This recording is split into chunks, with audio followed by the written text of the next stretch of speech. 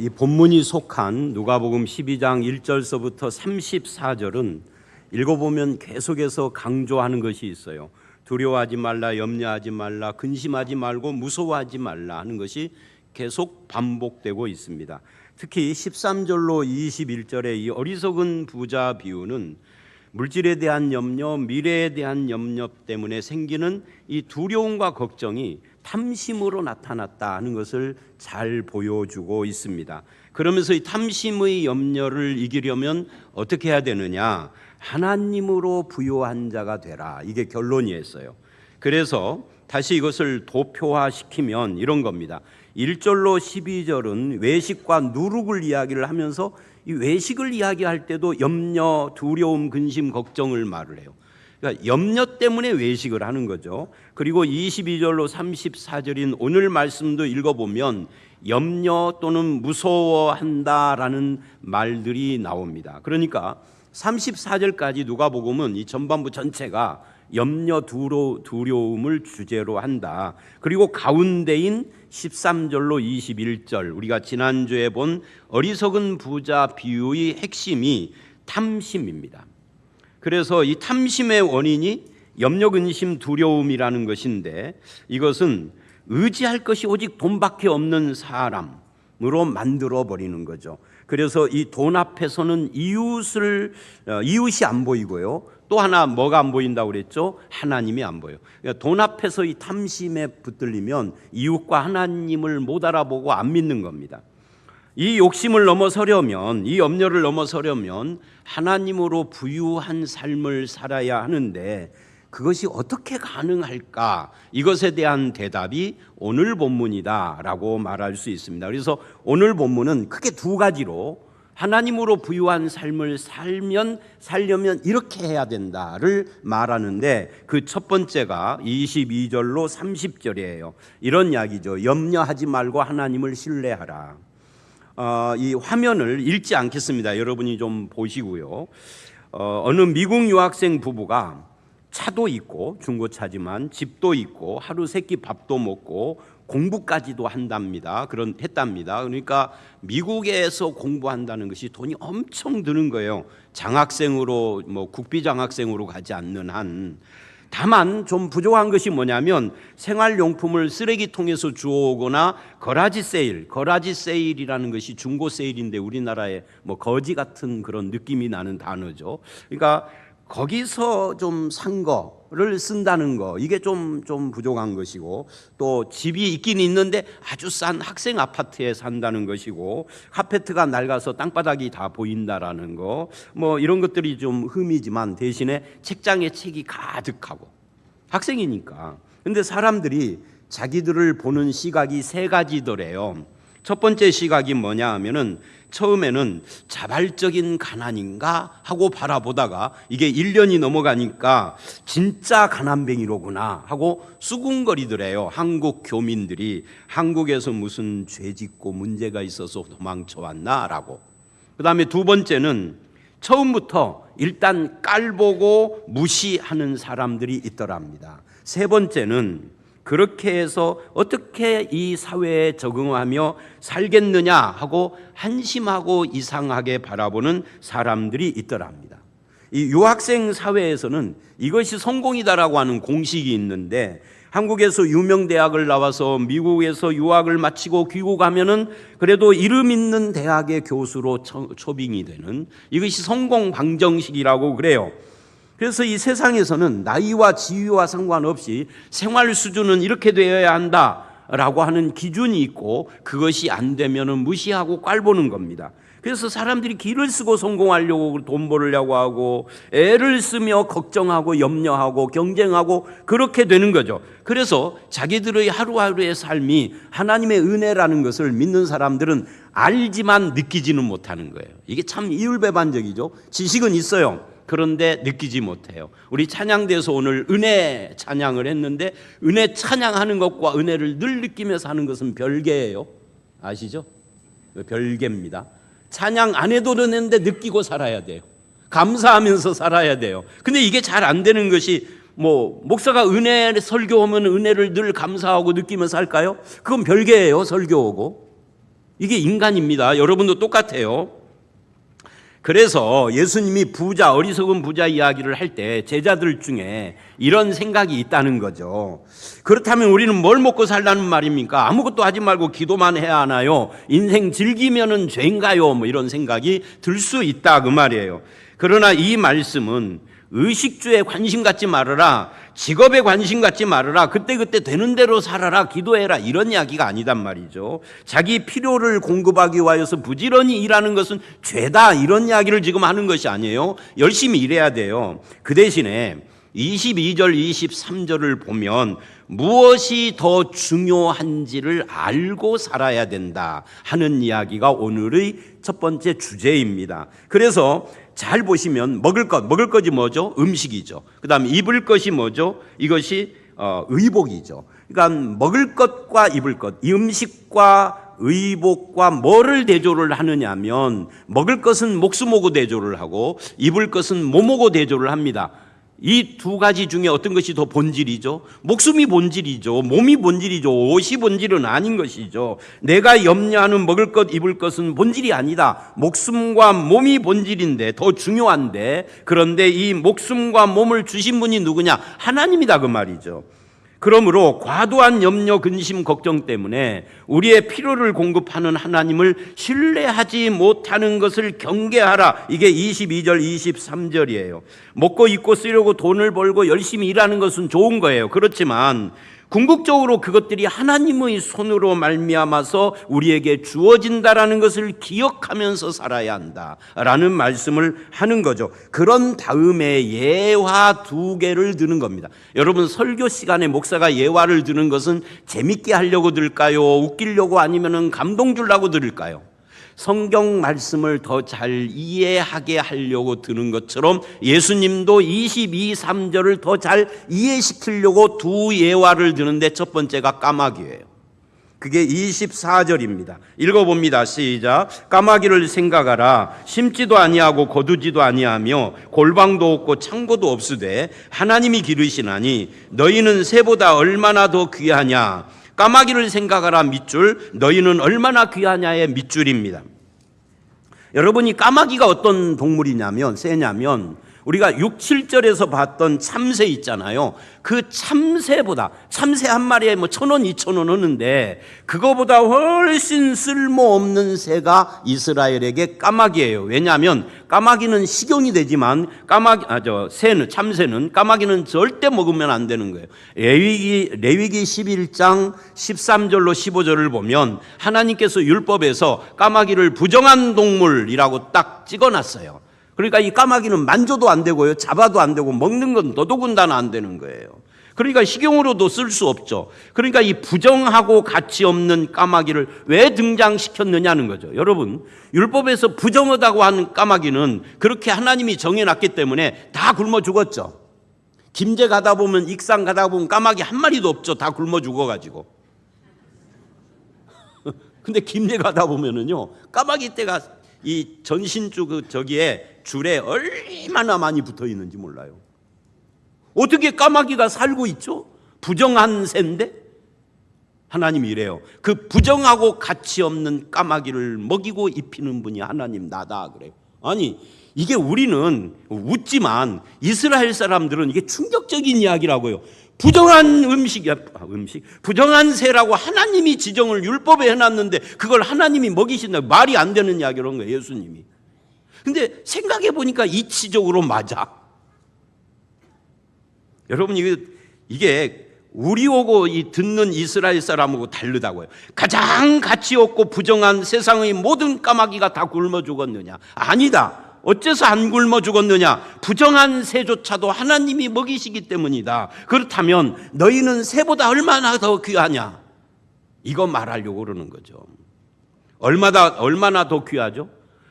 비교가 안 되는 거죠. 여기 얼마나 더라는 말을 신학자들은 더더구나 논증이라고 그래요. 한글로 더더구나 그러니까 좀 저렴해 보이는데 이게 이제 영문도 있어요. 근데 더더구나 논증이라고 그러는데 가장 쓸모없는 부정한 새와 가장 존귀한 하나님의 자녀를 비교하시는 겁니다. 부정한 까마귀도 먹이시는 아버지가 존귀한 그의 자녀인 너를 내버려 두겠느냐? 네가 그렇게 가치 없는 쓸모없는 인간이라고 스스로 생각하느냐라고 하는 거예요. 하나님이 나에게 누군지, 너는 하나님의 자녀로서 어떻게 살아야 하는 존재인지 그걸 생각하라는 거예요. 우리는 어떻게 사는 거예요? 하나님의 은혜로 사는 겁니다. 작년에 열심히 부부가 성경 공부도 했던 젊은 집사인데 참 마음이 아팠어요. 우리는 아침 안개 같은 존재입니다. 한낮 먼지 같은 존재입니다. 오라 하시면 언제든지 가야 하는 거예요. 그런데 말이죠, 60에 갔는데 하나님이 내 아버지인 사람과 99세에 갔는데 하나님이 창조주지만 내 아버지가 아닌 사람과는 완전히 다른 겁니다. 60에 갔는데 아버지께 간 사람은 복된 사람이요, 99세에 갔는데 아버지가 아닌 하나님 앞에 가는 사람은 심판이 기다리고 있는 겁니다. 오늘 이 본문이 그 이야기예요. 정말 이 안개 같은 존재, 먼지 같은 존재가 무엇을 믿고 이 세상을 살아야 할 것인가? 오직 나의 아버지라는 것밖에 믿을 것이 없다. 하나님을 언제 내가 사랑하는 사람들과 작별을 해야 할지 알 수 없는 인생길을 살고 가는데 우리는 무엇을 믿고 살까? 오직 아버지 한 분, 그분밖에는 믿을 리가 없다. 부부간에도 서로 이 생명 문제만큼은 믿을 수가 없는 거예요. 유한하고 보잘것없는 티끌 같은 인생이 그런 나를 향하여서 너는 내가 너의 아버지됨을 모르느냐라고 말씀하시는 이 말씀이 얼마나 큰 위로와 용기를 주는지 몰라요. 그 아버지가 내 인생을 어떻게 인도할지 우리는 모릅니다. 오늘까지만 압니다. 내일부터는 모릅니다. 그러나 한 가지 아는 것이 있습니다. 아버지는 자녀에게 좋은 것을 주실 것이라고. 그 아버지께서 나에게 필요한 것을 아신다라고, 내가 당하는 어려움을 아신다라고, 나와 함께하는 하늘 아버지를 신뢰함으로써 그 염려와 근심 걱정을 이기고 믿음으로 사는 저와 여러분들이 되시기를 주의 이름으로 축원합니다. 그리고 두 번째로 하나님의 부요함으로 사는 삶을 살려면 어떻게 해야 되느냐? 그의 나라를 구하라. 하나님 나라를 구하라 라고 말씀하시는 것이 31절로 34절이에요. 우리 교회에 폐회송으로 불렀던 그 복음송이 있죠. 그게 원하고 바라고 기도합니다예요. 이것도 집에서 설교 준비할 때 계속 아까 그 은혜하고 불렀는데 잘 됐어요. 설교하려고 하면서 톤을 맞추려고 하면 안 되더라고요. 그래서 그냥 읽습니다. 이 세상을 살아가는 동안에 나의 힘을 의지할 수 없음.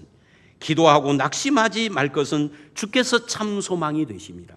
하나님의 꿈이 나의 비전이 되고 예수님의 성품이 내 인격이 되고 성령님의 권능이 내 능력이 되기를 원하고 바라고 기도합니다. 우리가 원하고 바라고 기도하는 것이 뭐냐는 거죠. 그런데 세상 유행가 중에 아주 유명한 휘성이 부른 원하고 원망하죠라는 노래가 있습니다. 이 노래는 내가 듣기는 해서도 부를지는 몰라요. 그냥 보겠습니다. 말하자면 이런 거예요. 이 가사가 짝사랑이에요. 나는 변함없이 그대를 사랑하는데 그대 곁에 있는데 그대는 다른 사랑 안에 있기를 원한다는 거죠. 그래서 나를 힘들게 하는 그대, 그래서 내게 다가올 내일을 후회로 만드는 그대라는 사람을 원망한다. 그래서 너무 사랑하지만 자기 혼자에게만 말할 수밖에 없다. 그 사랑이 안 받아들여지니까 이런 사랑은 비참하고 쓸쓸하다는 거죠. 나를 힘들게 하고 후회하고 원망하게 하는 사랑이라는 거죠. 여러분 얼마나 다릅니까? 원하고 바라고 기도합니다 하는 것과 원하지만 원망합니다 하는 것이 이 세상을 구하는 사람. 근데 한국교회는 교회에서 구하라는 것들이 전부 다 이 끝이 원망할 수밖에 없는 이것을 구하라고, 세상 것을 구하라고 맨날 복복 하다가 그 중에 1000명 중에 1명 어쩌다가 복에 걸려든 사람만 아멘이고 나머지는 끝이 원망하는 거죠. 안 되니까. 그래서 여러분 교회에서 구하라는 것을 구하지 말아야 합니다. 그럼 뭘 구해야 되나요? 주님이 구하라는 것, 성경이 구하라는 것을 구하는 삶을 살아야 하는 겁니다. 이 성경이 구하라는 것이 뭡니까? 그게 우리가 어떤 삶을 살아야 하느냐는 거예요. 그건 뭐예요? 그 나라를 구하라는 거예요. 주님이 먹고 입고 쓰고 즐길 걸 구하라고 말한 적이 없어요. 그건 덤으로 주시겠다. 네가 구할 것은 그 나라다. 사람이 아무리 교회에 나와서 경건하게 기도를 해도 재물이 인생의 목표가 되고 그것을 구하는 인생을 살면 그 사람은 이방인입니다. 그러니까 지금 주님은 의식주의 근심 걱정에 모여서 인생의 참 가치와 참 행복을 재는 잣대를 돈으로 삼고 있는, 그것이 유일한 인생의 성공인 것처럼 평가하는 어리석은 부자들을 지금 말을 하고 있습니다. 여러분은 어떻습니까? 여러분의 인생은 황금으로 지어진 인생집이 아니라 하나님의 말씀과 은혜로 지어진 인생이십니까? 하나님께서 너는 내 자녀다 라고 하시는 이 은혜 위에 여러분의 인생의 집을 지으시기를 주의 이름으로 축원합니다. 그렇다면 우리가 구해야 할 그 나라는 무엇이며 어떤 특징을 가지고 있을까요? 재미있는 것은 31절에 그 나라를 구하라 한 다음에 32절을 보면 그 나라를 구하면 뭘 주시겠다? 돈을 주겠다, 성공을 주겠다, 명예 권력을 주겠다가 아니에요. 그 나라를 주시기를 기뻐한다는 거예요. 그 나라를 구하면 그 나라를 준다. 초점이 그 나라예요. 이 그 나라가 뭘까요? 죽어가는 천국이 아닙니다. 누가복음 2장을 보면 예수님이 12살에 부모들과 함께 예루살렘 성전을 갔다가 돌아오는데 한 이틀 지났는데 보니까 12살짜리 애가 없어졌어. 아무리 찾아도 없는 거. 그래서 다시 돌아가서 예루살렘 성전에 갔더니 거기에 서기관들과 대화를 하고 있는 12살짜리를 본 거예요. 부모들이 핀잔을 줬더니 예수님이 이렇게 말을 했어요. 내 아버지 집에 있어야 할 것을 알지 못하셨나이까? 이 말은 무슨 말이에요? 하나님의 아들이 아버지의 집에 있는 것은 뭐하다는 거예요? 당연한 것이라는 거예요. 여러분, 당연한 것은 우리가 구해야 할 목적이 아니다는 거죠. 여러분, 예수 믿는 사람이 죄사함 받고 천국 가는 것은 당연한 거예요? 안 당연한 거예요? 당연한 거예요. 그것은 구할 것이 아니에요. 예수 잘 믿으면 되는 거예요. 죽어서 천국 가는 것은. 그런데 우리는 죽어서 천국 가는 건 구해도 이 땅에서 하나님 나라를 구하지를 않아요. 이 본문이 말하는 것은 이 땅에 임한 하나님 나라를 구하라는 거예요. 여기 구하라가 미래형이 아니라 현재 명령형입니다. 현재, 지금 여기서 주님의 다스림, 그 통치를 복종하고 미래에 임할 하나님 나라를 위하여서 헌신하고 지금 여기서 내가 성도로서 하나님 나라를, 임한 하나님 나라를 대표하고 우리의 마음과 삶에 하나님의 통치를 추구하고 순종하며, 그래서 하나님 나라는 뭐냐 할 때 하나님의 통치와 다스림이에요. 통치, 다스림 같은 이야기입니다. 그 통치와 다스림을 내 삶으로 여기서 나타내는 삶, 이게 주기도문이에요. 그래서 하나님 나라를 구한다는 것은 예수를 내 인생의 왕으로 모신 삶을 산다는 그런 뜻을 말하는 것입니다. 그분이 그렇게 하면은 내 삶의 모든 일이나 놀이나 돈이나 재능이나 가정, 직장, 계획, 인간관계를 다 다스리게 되는 거죠.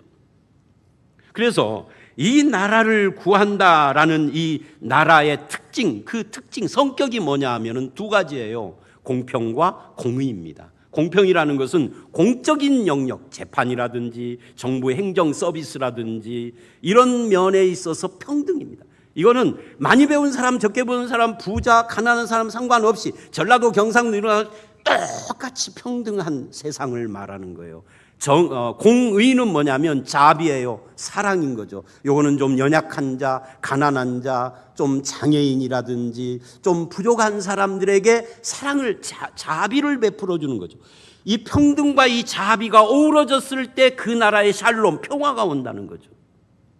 이것이 우리가 구해야 할 것이다. 성도가 추구하는 나라는 잘 사는 나라를 추구하는 것이 아니라 바로 이렇게 정의와 사랑이 실현되는 나라를 추구하는 것이다. 그러면서 32절에 아주 중요한 표현을 해요. 적은 무리여 밑줄입니다. 성도들은 누구라는 거예요? 적은 무리라는 거예요. 능력 있는 사람들이 아니라는 거예요. 보잘것없는 자라는 거예요. 말하자면 성도들은 세상에서 힘을 가진 자가 아니라는 거예요. 아닐 뿐만 아니라 힘을 가진 자가 되는 걸 추구해서는 안 된다는 이야기예요. 힘이 있으면 그 힘을 사용하게 되는데 우리는 힘을 사용하는 자가 아니에요. 이거를 전문적인 용어로 말하면 기독교의 목표는 크리스텐덤, 즉 기독교 왕국을 이 땅에 세우는 것은 아니다는 거예요. 하나님이 나를 통치하셔서 공평과 공의가 드러나는 삶을 추구하는 것이죠. 그런데 오늘날 기독교는 너무 많은 힘을 가지고 있습니다. 여러분, 힘을 가지면 어떤 유혹이 있을까요? 힘을 사용하고 싶은 유혹을 계속 받습니다. 그래서 광장으로 나가는 거죠. 우리가 이 정도 세력이 있어. 너희들 바꿔야 돼. 우리가 힘으로 밀어붙일 거야. 그러는 거잖아요. 우리 교회가 이렇게 커. 군소리 말고 따라와야 돼. 우리의 요구를 관철해야 돼. 라고 하는. 근데 성경은 뭐라고 그러냐면 예수 믿는 사람은, 예수 믿는 교회는 적은 무리라는 거예요. 무리는 무리인데 적은 무리예요. 힘을 가지면 안 됩니다. 교회는 힘이 있으면 안 됩니다. 힘을 사용하니까. 그건 성경 정신이 아닙니다. 우리는 적은 무리라는 것을 잊지 말아야 합니다. 왜 이것이 중요하냐면 내가 적은 무리이기 때문에 누구를 의지해요? 하나님을 의지해요.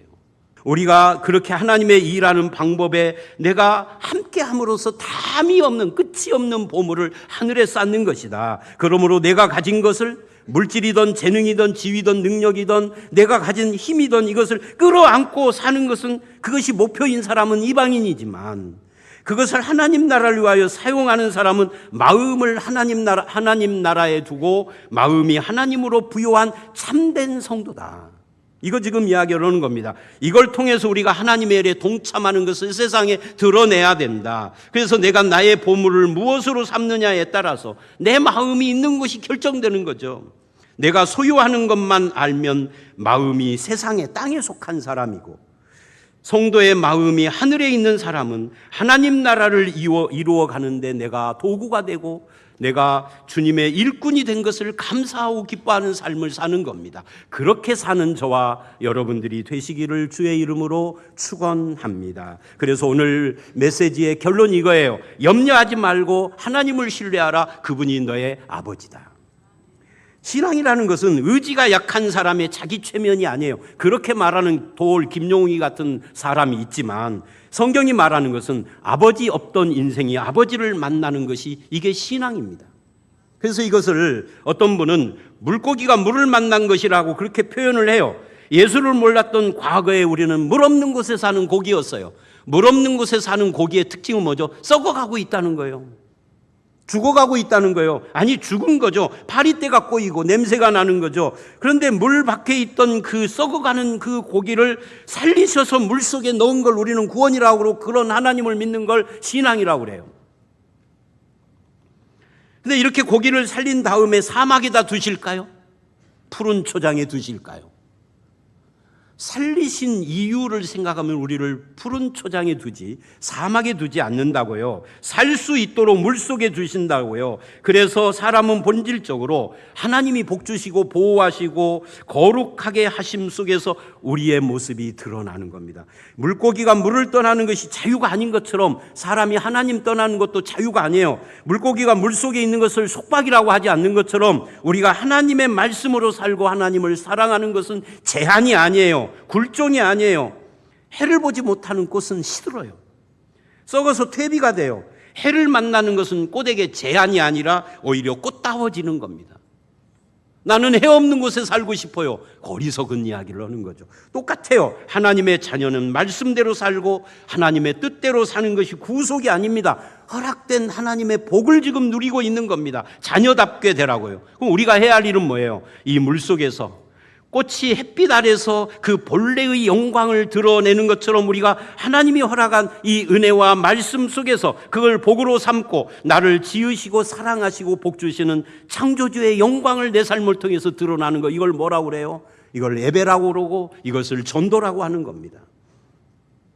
하나님 아버지와 예수 그리스도가 우리의 물이요 햇빛이요 생명이요 모든 것입니다. 이걸 알고 누리며 그 부요함 속에서 사는 것, 이제 염려, 금신, 걱정을 내려놓고 하나님 나라를 구하는 삶이 가능해진 거죠. 저와 여러분이 우리가 가진 물질, 시간, 재능, 지위, 기회를 통해서 하나님 나라를 구하는 성도가 되시고 하나님이 쓰시는 까마귀가 되시고 하나님을 신뢰하는 성도가 되시기를 주의 이름으로 축원합니다.